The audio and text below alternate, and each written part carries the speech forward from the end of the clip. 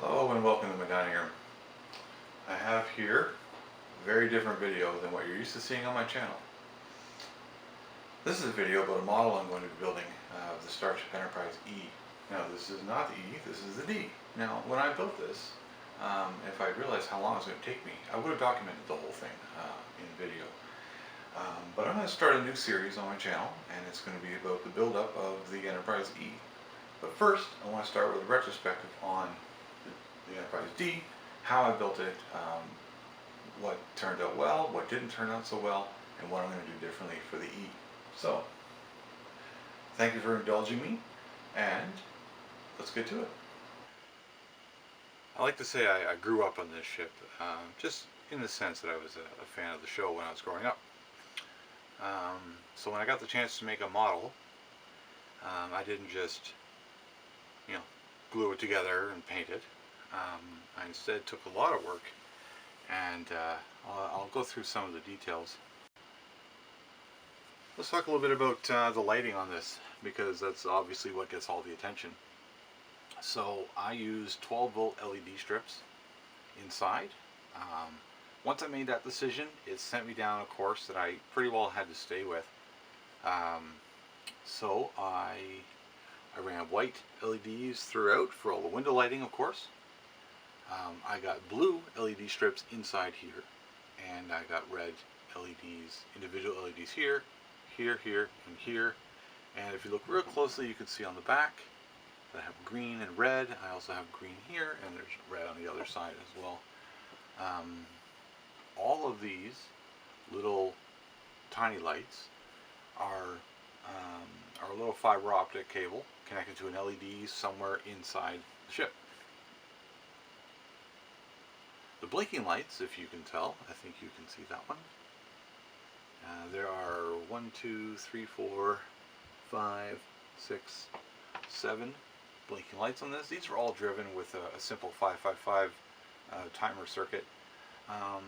One small technical note: I didn't want just blinking lights. I wanted the right blinking lights, because I'm Sololesta. I do things my way. I wanted them right.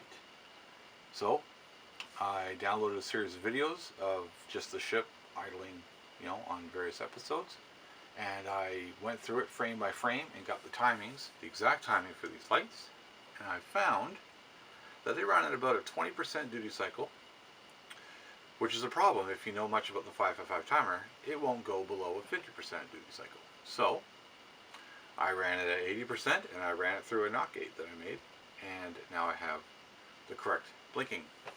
And it's one of those things that you would never notice, because it's right.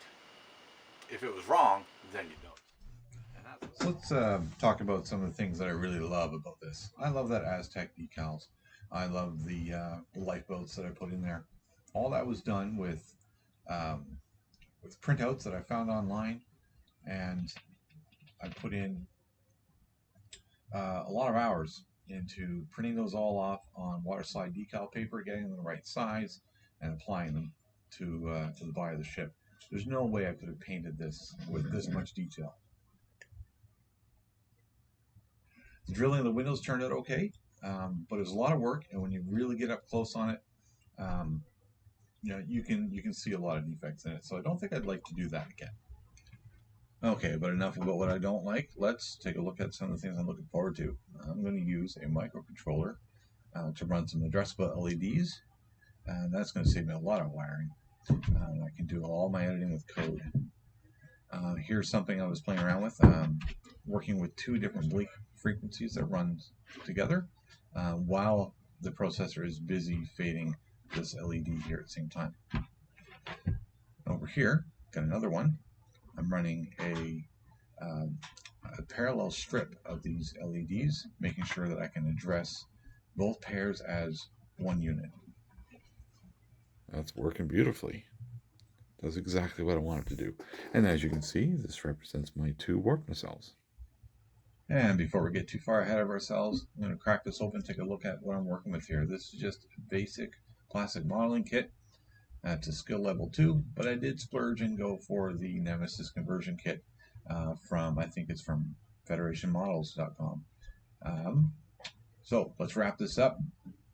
We'll see you on the next video and we'll get started.